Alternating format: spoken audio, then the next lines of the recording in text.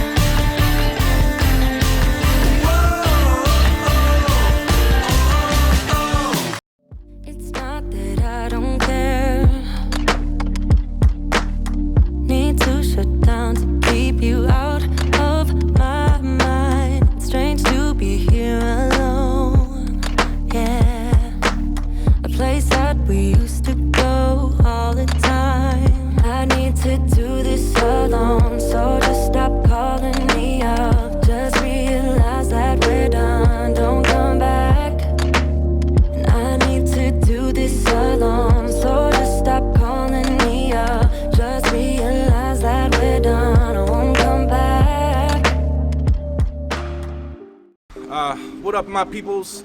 My name is Maker, DJ, producer out of Aurora. You can check me out at Maker Beats, Twitter, IG, and Facebook. Representing here, the homies. So how long you been DJing? Since '96-ish, wow. But not professionally till like 2000, 2001. Any tips you got for the new guys starting out? Man, don't stop. A lot of people think it's cool, and try it out. Nowadays there's classes, there's teachers, there's YouTube. Ain't for you, it ain't for you. But a lot of people that are really talented stop, and wish they can keep doing it. So do it young, start early, and don't give up. Be the best. Nice, that's good advice. What's your favorite piece of gear right now? Piece of gear. I just got, like I was saying earlier, just got the Push 2 with Ableton.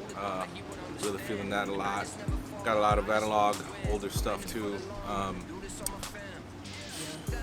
Yeah, I would say the Push. Push Yeah, 2, the Push is really good. Yeah, it's fun, man. You can just sit there for hours and just mess with sound and the learning curve isn't that bad on that either. No. And everything's on YouTube too. Every time I got a question, I just go and look it up. Well, thanks, man. I really appreciate you taking the time, and that was a great set.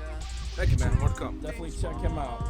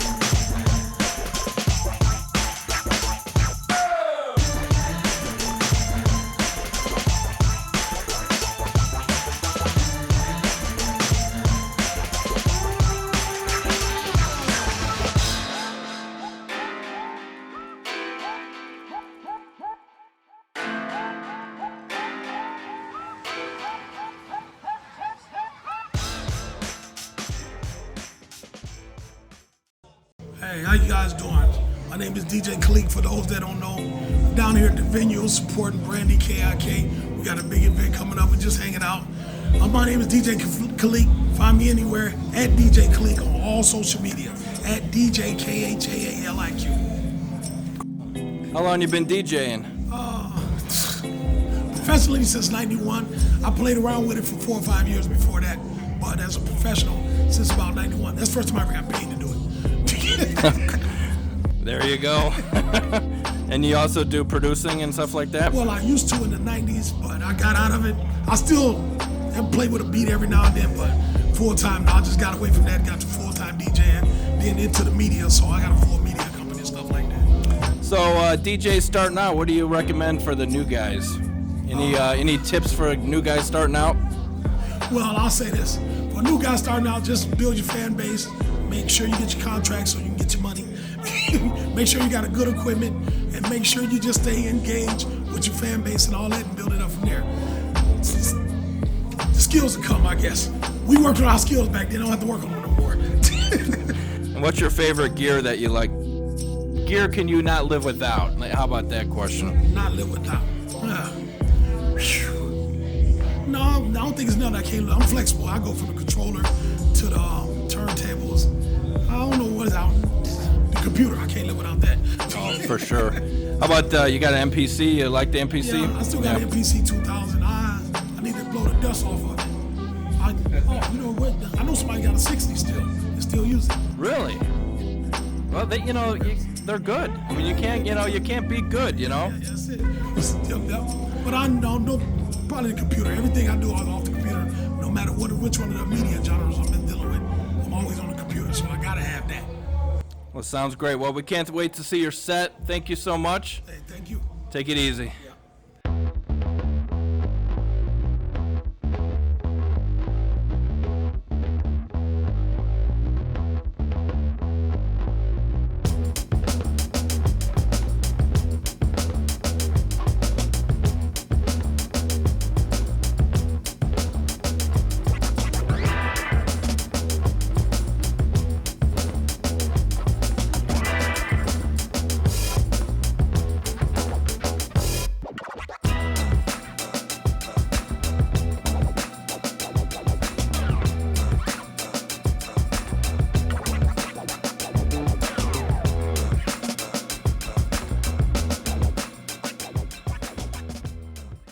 All right, we're with Brandy Gilliam, one of the members of the Po Bum Society. How's it going, man? It's going good, man. Good. So what's new with the Po Bums? Anything new going on? Po Bum Society, we're currently in the studio right now. We got about 4 official tracks, lace, recorded, and we still got about 5 more to go. And then with the Po Bum Project, we also have the Sons of Chaos EP, which is coming. That's 5 songs down. We got 3 more songs to record. And then we gotta just master and mix it, and then we're gonna send it out to the public. We're gonna try to have a listening party hopefully for it, and some promo stuff. Oh, that sounds cool. Now, you guys been around for how many years now? You're an Aurora-based hip-hop act, right? Aurora-based, Illa-based, our city-based hip-hop group. We've been here. Po Bums officially got started around 1994-ish. Oh, wow. So how many members in the Po Bum Society? It fluctuates depending on attitudes and personalities. Isn't that how it always is? Right. We have officially 9 members. Oh, wow. Have officially about 5 or 6 active members right now.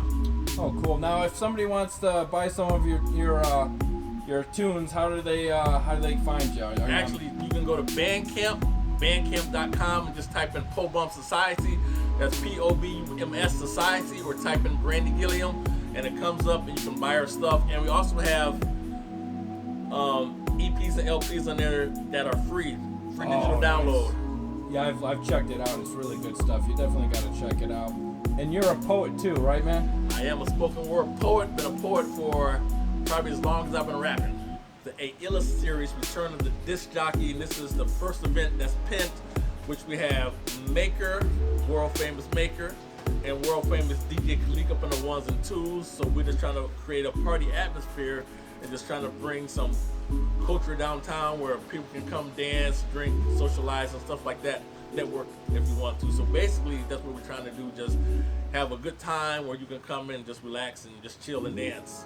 You know. And these two, are they DJs, MCs? Maker is a producer and a DJ. Nice. Khalik Production is a producer and a DJ, and he has a media company also. Like many people know Maker from Glue. They travel the world. They put out 3 CDs, and Maker produces stuff for TV and films and his own record label. DJ Khalik has his own record label and media company, and his mixtapes are from here to South Africa and stuff like that. So, So we just try to bring some people that would draw a crowd, some heavy hitters, and plus I know them personally, which helps out a lot. So like they decided that they would help me out. Oh, definitely. And these guys are kind of like, you look up to these guys. Yeah, right? yeah. They Because kinda, yeah, because Maker's crew, TBA, Po Bums came after them. So you know, like we were rival crews, like we became friends and stuff. So I look up to them, and with DJ Khalik, we were rival crews too. But you know, like we look up to them because they kind of paved the way for us to be able to do what we want to do here in Aurora, as far as hip hop, mixing, throwing parties, or just trying to bring people together. Oh, yeah, that's really cool. Well, thanks a lot, man. I appreciate you taking the time to talk with us. And I appreciate you. It's good seeing you, man. Thank you, appreciate it. Take Thank it you. easy.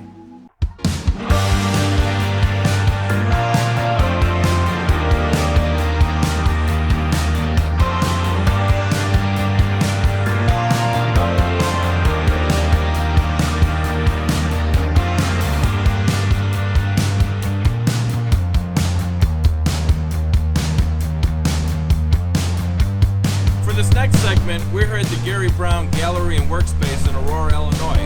Let's go check out his space.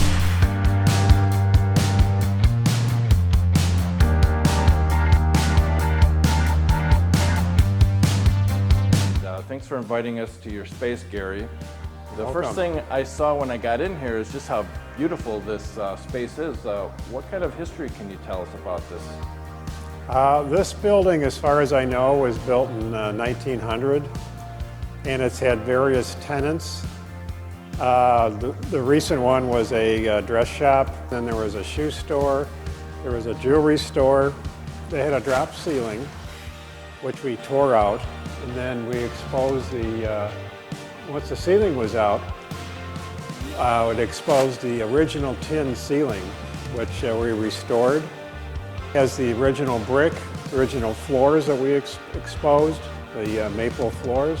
So it has my gallery in the front half of the building, and it has my workshop studio in the back. Oh, great. So it's just a really good functional space for you. And you guys It did is. It's such a nice job. I mean, it must have been such a labor of love. Now, I'm looking at that background on the wall. Right. That's so interesting. What can you tell us about that? Well, that was exposed after we took off the layers of walls that had been on the building, and it exposed all these old posters that had been glued to the concrete, which is on top of the old brick, which I scraped off with a hand scraper, and it took me about 3 months. And then we got to, I started seeing, all this here, and I just didn't have the heart to scrape it off because it's a bit of history. Old wallpaper, old posters of all kinds, and it goes on and on. So it was a fun job, a tiring job, but it was exciting to see, and everybody that comes in here really enjoys it. One of the first things that your eye pops to, and it's just like peeling back the layers of time. It must have just been amazing once you were peeling that Right. back and discovering Right. it. Yeah. It looks like there's circus posters, Right. and all kinds of events that may have been held Sure. in this space here. Well, thanks, Gary, for telling us about the history of your building. Let's check out Sure. your art. All right, let's do that. I'll say goodbye to Mr. the Hypnotist here. And Actually, how did you make him? well, he's actually made out of a measuring cup, which is, there's the handle. It's usually upside down to measure, and an oil can, rivets. So you kind of use stuff from all kinds of different objects that you find, right? Correct. piece of lead that I found, and this, I think, a seal for a plumbing seal, and that I'm not sure what that is. But anyway, I thought I'd tell you about a story, interesting story about a couple who came in the gallery on a First Friday, and the wife was looking at Sharp-Dressed Man. You can see how sharp he looks, very handsome. And she was looking at it and she says, you know, I really like that drawing. I'd like to put it in my office, but I'd rather have a woman in my office. So she asked me if I could come up with a drawing of a woman. I said, well, sure. And so we thought about it, and I did this with a Sharpie, and at a smaller scale, scanned it, and then I added all the color. Well, then I asked her husband, would you like to name this, because it was going to be a gift for his wife. He came back and he says, I'm going to call it Sweetheart. Sweetheart, Sweetheart. So anyway, I showed it in the image online, and I emailed it to him, and he said, oh, great, go ahead with it. So I framed it, you know, signed it, and she just loves it. And she sent me a picture of it in her office, so it was really great. So, Mr. Sharp-Dressed Man, that started in your own mind, your own Yes. idea, and then Sweetheart ended up becoming a commission piece. Is that correct? Yes. And so that's another thing that you do here at the gallery is Right. commission pieces. Yeah, there's been other ones. I say maybe another 5 commission pieces so far. So it's that's actually probably where most of the work that I'm doing right now is coming from. So Oh, now what happens if somebody comes up with an idea? Let's say I have an idea. Would you take my idea and then create a piece? Is that part of commission too? Or is yes, absolutely. It could be the 3-dimensional pieces. It could be a drawing or even a photograph. Yeah, this is interesting. In the basement, which is as big as the whole space in this building, it's actually a very high ceiling. But in the corner, when we got here, amongst all the rubble that was in there, was this chair with this tag hanging on it. It says special sale. Well, I had bought this little children's chair at a thrift shop, not knowing what I'd ever do with it. Well, believe it or not, I still had my old teddy bear when I was a kid. It wasn't shot with a whole lot of light. I think there was one big bank of lights and maybe a reflector. I thought it turned out great, and it was pretty neat that I shot it in the basement. Here? In this building. in this building, in your basement? So it's been a good seller. Everybody likes it. I love how the red chair really pops. Right. And it really Right. brings out the teddy bear. I'm just amazed that you've had that teddy bear for so long. Yeah, no, I don't need to talk about that too much. So. No, that's that.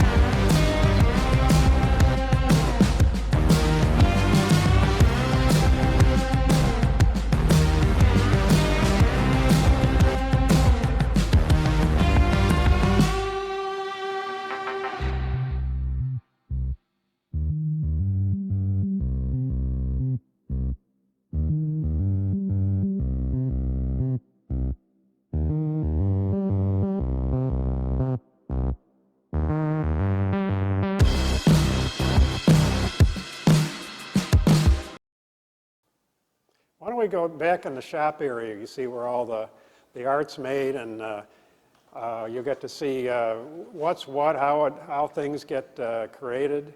And well, come on back.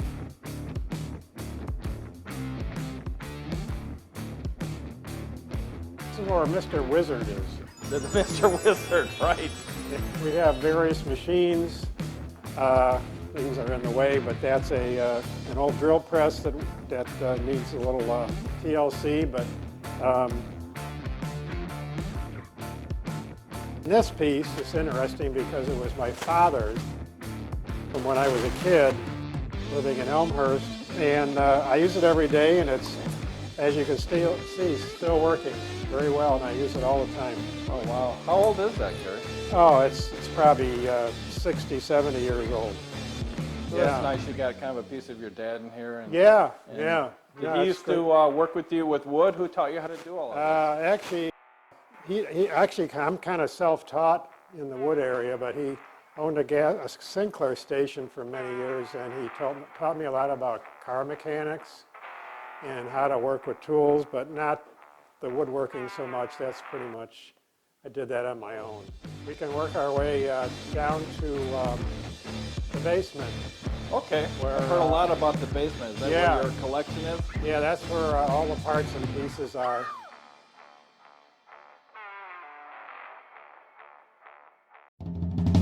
I made up for the loss. Took some time to think it over. I reduced all the costs. Feeling lighter. It's a sunny day, it's a sunny day. We took some time to decide what words to rhyme, and it feels so fine. Now it blows my mind.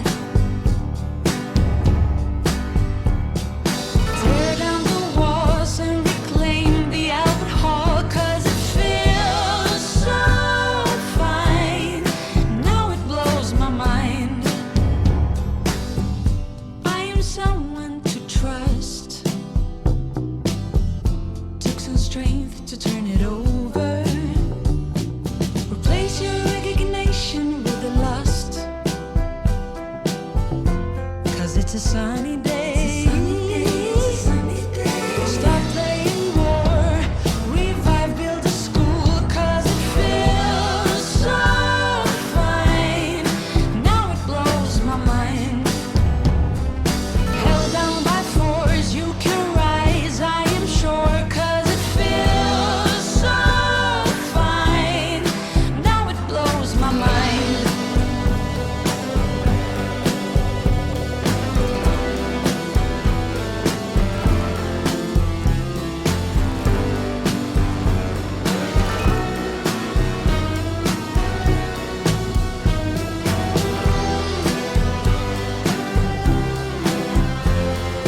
We took some time to decide what words to rhyme, and it feels so fine. Now it blows my mind. Tear down your wall and rebuild it very small, 'cause it feels so fine. Now it blows my mind. Now it blows my mind. All right, Gary. We're sitting at this beautifully decorated table in your gallery, and this is a perfect time for us to wrap up our visit with some questions and final thoughts. What inspired you to become an artist, Gary? Well, as a kid, I loved building things out of things I would just find, maybe in the street. I'd be down in the basement probably more than I'd be out playing catch with the guys. And I had made one item that actually it was probably when I was in high school. I cut off the end of a wooden step ladder. It had kind of neat grain, and it had this rusty nail bent over. And I thought, gee, that's kind of neat by itself. So I put a little white frame around it, and I set it in our living room on a table. And it took my mother about a week to realize there's something new here. So it was kind of fun.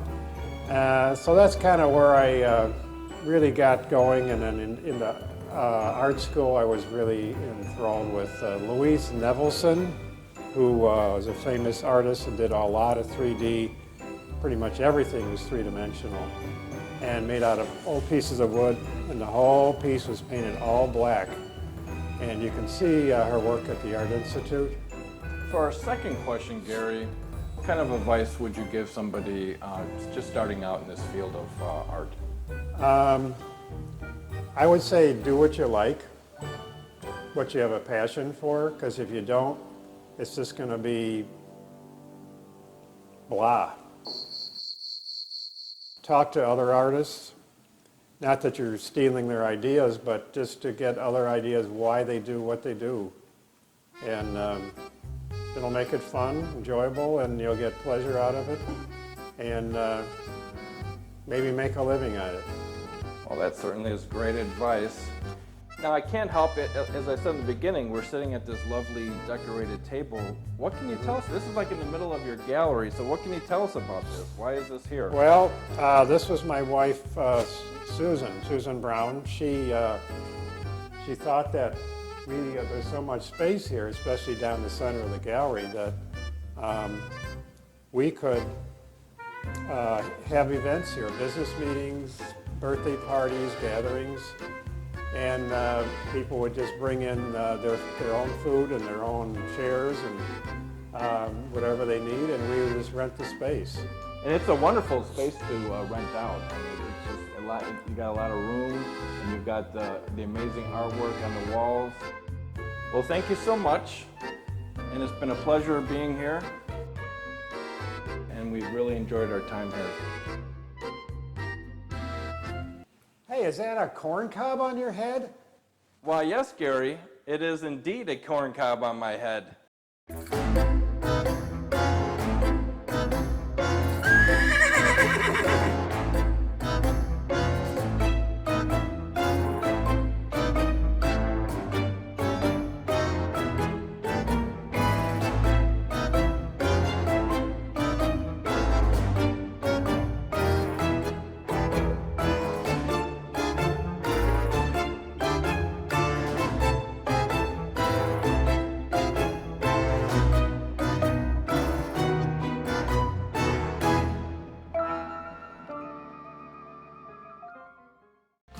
Kids never look with their tired eyes and their perfect luck.